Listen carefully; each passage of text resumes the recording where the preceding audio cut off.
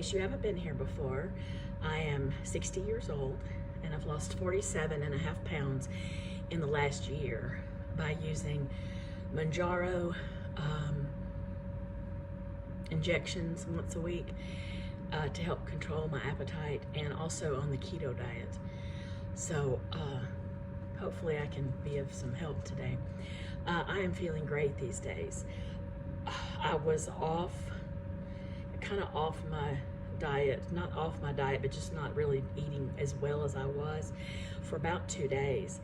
And just stuff happens, you know, and one day I had tacos, and the next day I got caught without anything to eat at around 3 o'clock in the afternoon, and that's when I get my hungry time.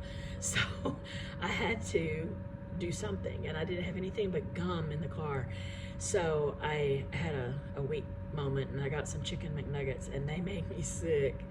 My body is not used to eating that kind of food anymore, and I spent the rest of the afternoon with no energy and in the bathroom.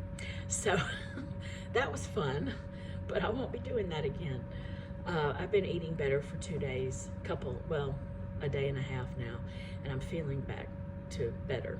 I have my energy, I sleep better, I look better, my mood is better, I can think more clearly.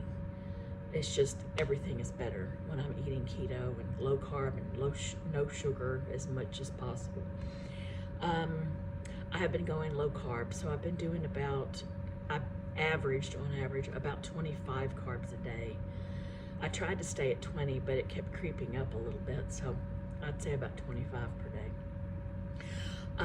I was really bad about self-sabotaging. I wanted to lose weight so much, and I needed to, and I felt bad, and I looked bad, and everything was blah, and I was depressed, but yet I couldn't seem to stay on a diet. And I tried calorie counting over and over and over. I spent like 7 or 8 months of the beginning of this year doing calorie counting, and it didn't help me at all. I stayed the same. I didn't lose anything the whole time. And so I knew something had to change, and I remember that I was on keto, that I was good, that I had lost weight, and I felt good.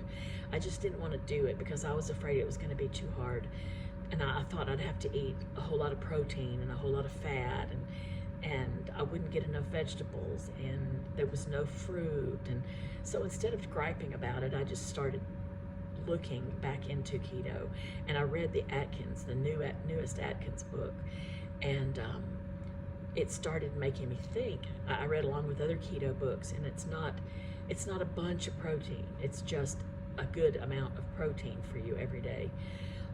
If you eat too much of it, it'll turn to fat, just like anything else. So you don't want to eat too much of it. And about the fats, they're good fats. They're healthful fats for me, like extra virgin olive oil, avocado oil. I think safflower, if it's oleic safflower oil, I was using, but none of the other oils am I using anymore. So let's see. Oh, I know what it was I wanted to tell you.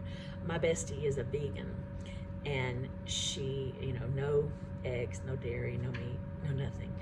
And she cuts out a whole food group, so she doesn't eat meats.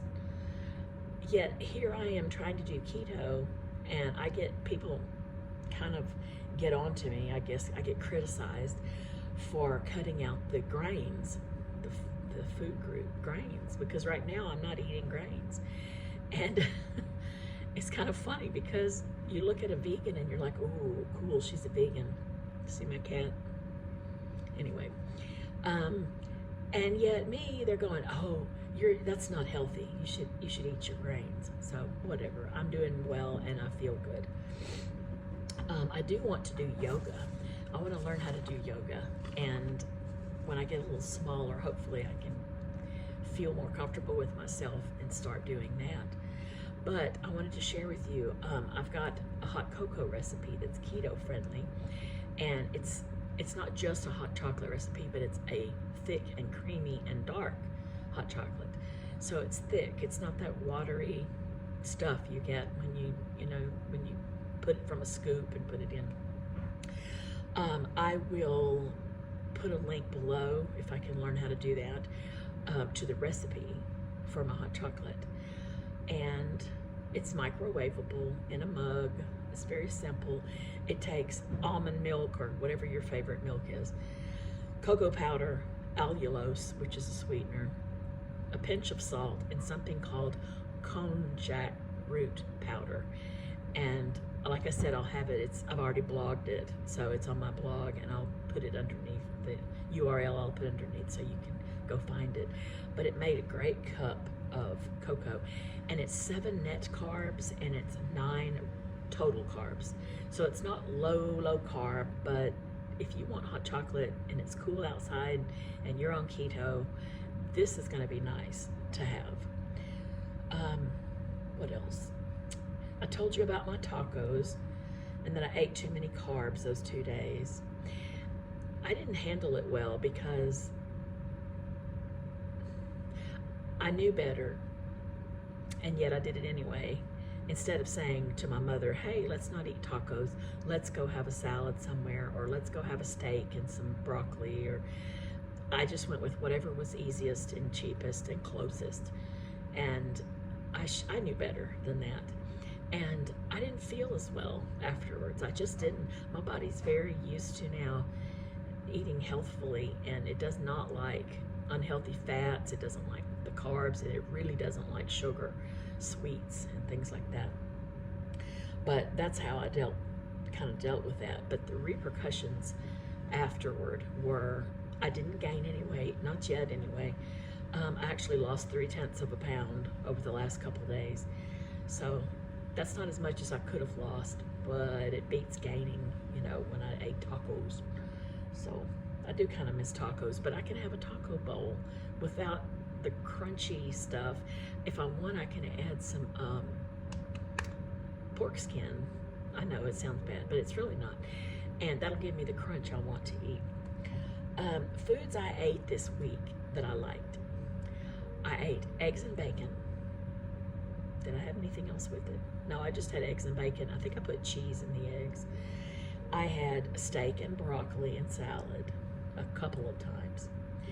I had ground beef with herbs, and I sliced up some little tomato, small ones, and then I had some spiraled zucchini with it. But those two things together, it was very good. Then I made a green smoothie, and I'll give you the recipe for that too. But my ketone meter, that little meter I showed you that I blow into, and it tells me what my ketones are, or if I'm in ketosis at all, it read about, the highest was about 21, which is very low ketosis. So I'm gonna have to really get with it and stick with it and try to get myself into ketosis more, so that I'll just keep losing weight, because that's what my aim is right now, is to lose as much as I can as quickly as is healthful for me, while still eating normally, Oh, I've got 2 keto t-shirts. I meant to wear one today, and I forgot. But one says Keto Girl, and it's got a big piece of avocado on it. Wear that, and I got some compliments and people asking me about it. So you never know. You never know when you wear something, who it's going to touch or make question you. I have one last thing. Does anyone make artichokes in their pressure cooker? I need an easy recipe for that. I've got one. It's in a book by Mark Sisson, Sisson. It's called the Keto Reset Diet Book, and he's got one in there. But I was just wondering if that's the easiest way to do a pressure cooker artichoke, because I'd like to do some of those, and it's been a long time since I've done them, and I forgot how to do it. So that is all I have for today, folks, and I will come back in a day or two, a couple of days, and share with you what kind of losses I've had, anything that I've done that helped me, just anything I'll cover. And if you've got questions, please leave them below. or comments, just leave them below. So it's been nice seeing you again. Bye.